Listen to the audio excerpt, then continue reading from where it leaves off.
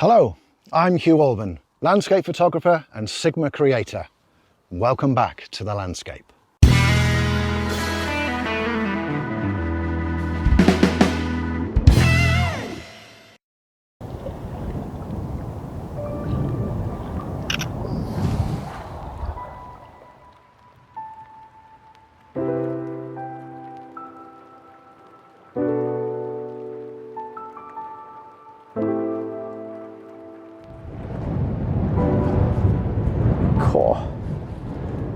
Where did that breeze come from?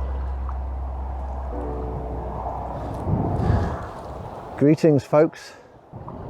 I think the title for this video needs to be something like "When Only Black and White Will Do."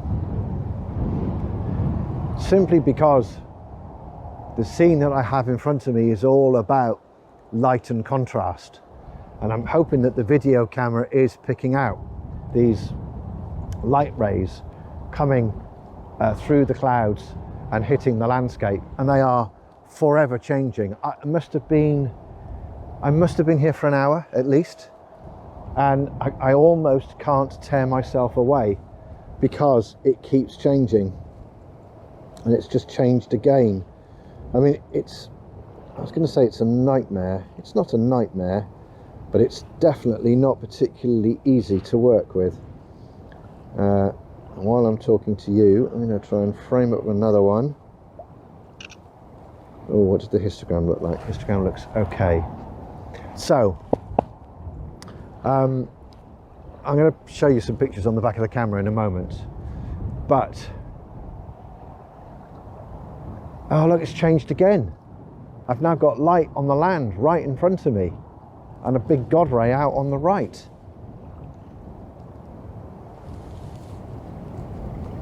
Oh,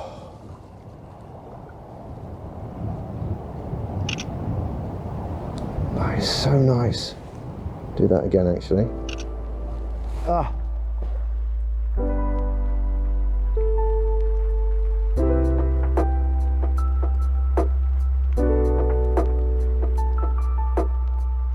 Right.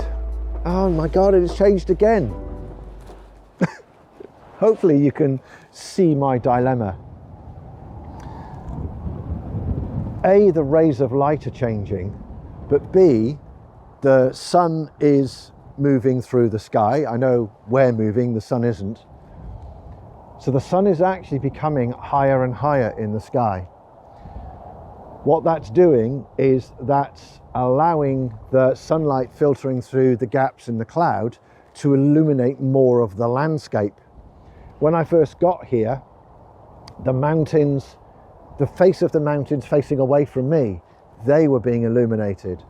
I've stood here so long that the sun has now got to a point where it is actually more or less lighting the top of the mountain, and you're actually getting some light flooding down the face that I can see.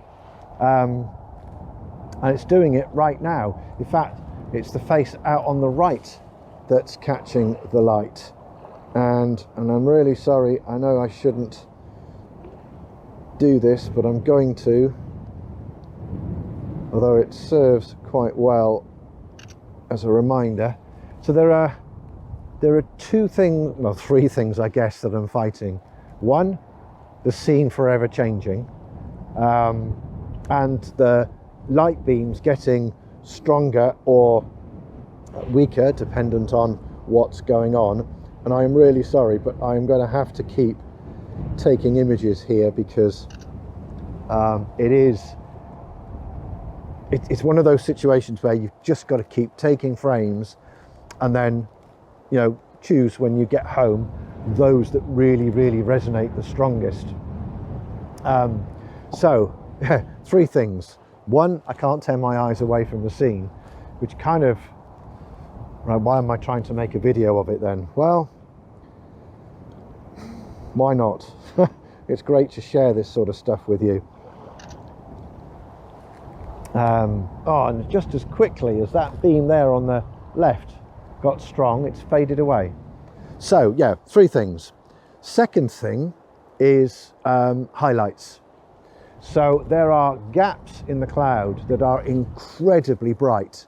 in comparison to the rest of the land. So I'm having to, no matter how I frame up, I'm having to watch the histogram really carefully and make sure that if I do have any highlights, they are as small as they can possibly be. Now, the way that I'm choosing to do that is to use exposure compensation. I shoot in aperture priority mode, so the aperture is fixed at f8, and then I'm using exposure compensation to increase or decrease the shutter speed in order to influence the histogram. I know there's lots of different ways of doing that exercise, but that's the way that I choose to do it. It works for me and I understand it. And just as quickly as it went wonderful, it's started to fade. But there we are, never mind. Right, so that's issue number 2. Issue number 3 is one of frames and certainly highlights in the corners. And I think to demonstrate that properly, I'm going to bring you to the back of the camera and just show you a couple of images captured. And hopefully that will also explain why black and white is the order of the day today. Colour, no, these scenes aren't about colour. They're about the strength and quality and magic of the light. Right, let's get you. Okay, so I think this image and the next one display or show perfectly challenge number 3. Now, ignore the blinkies because I'm shooting in RAW and I know from experience that those blown out highlights won't be as bad as they actually look. Rather than use my finger, I'm going to use a twig. Now, there is detail in the land at the bottom. It's not really showing up on the LCD screen, but if I pull up the histogram, you can see there is shadow detail. Yes, there's some black, but you know, there's enough there for me to recover it in software. Note that the light, the area of interest is all in the middle of the frame. I've got dark corners, so the eye is being drawn immediately to what's going on in here. The next the next image, I think it's because I'm using gloves, demonstrates the next challenge, which is, and it's difficult to judge it, but I've actually got a bright corner, and it's really hard sometimes to avoid having bright corners because the spots of light are changing all the time. But as a general rule, I tend to avoid having bright corners because there is a danger that the eye gets dragged to the brightest area of the picture, and it just doesn't work as well as being able to be retained within the frame. I think the danger is the eye wants to do that and disappear. So what I will probably do with that frame is probably chop it in post in order to hold just these areas of interest. I keep looking at the scene in front of me. It's not Wizzo, so I think we're going to be okay. Let's put my gloves in my pocket. And that's got the same sort of issue. We've got a bright area up here, and then on the next image, it's more or less been eliminated. I do have a pale corner here and a pale corner there. That's fine. That creates balance. The eye is then being drawn to the brightest areas, which are sitting in the middle of the frame. And that's the same, that's the same. One other thing to just highlight is I'm deliberately playing with frame size. So I'm deliberately 21:9, which is slightly, it's not as high as 16:9. And the reason for that is that all of the interest, if I can just move the camera like so, all of the interest is here right in the center. So if I just swap to 21:9, can you see how all the interest is now concentrated right in the middle of the frame? Why can't I focus? Let's choose different focus point. There we go. I'm using the hillsides to try and focus on, like so. Recompose. What does the histogram look like? Yeah, you can see I've got quite a significant peak here. I'm just going to back that off a little bit and take the image. I'm not using a 2-second timer because I'm only at 50 millimeters, so camera shake is going to be at an absolute minimum. I think a 2-second timer would be frustrating because things change. Even over 2 seconds, things change. So yeah, I've got it set to just take the picture as is so I can grab it when the moment actually happens. And I think I'm going to stay here for a few moments longer and capture some more.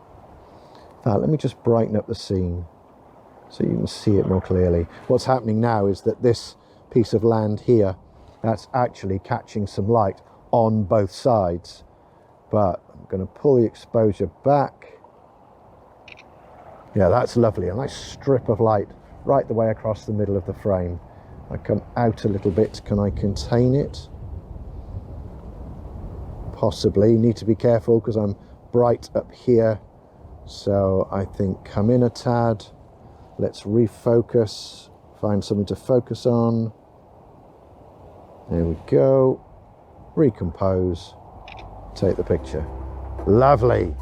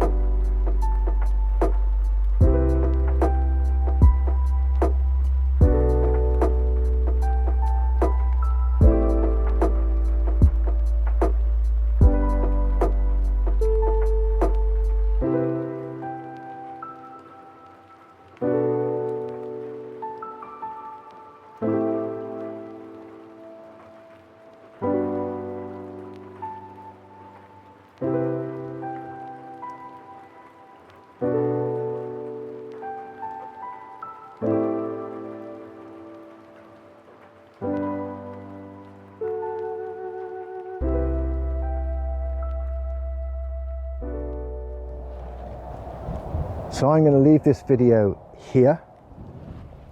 Thank you very much indeed for watching. I think the light in front of me is now past its best. I wonder whether the cloud conditions have changed, but I think I'm at a point where I'm ready to call it quits and I'm ready to move on. So yeah, thank you once again. Hope it's been useful and helpful and enjoyable. Right, I'm off to find something new and different to photograph. But until we're out in the landscape again, everybody, take care, stay well and stay safe. And please look after each other. Bye for now.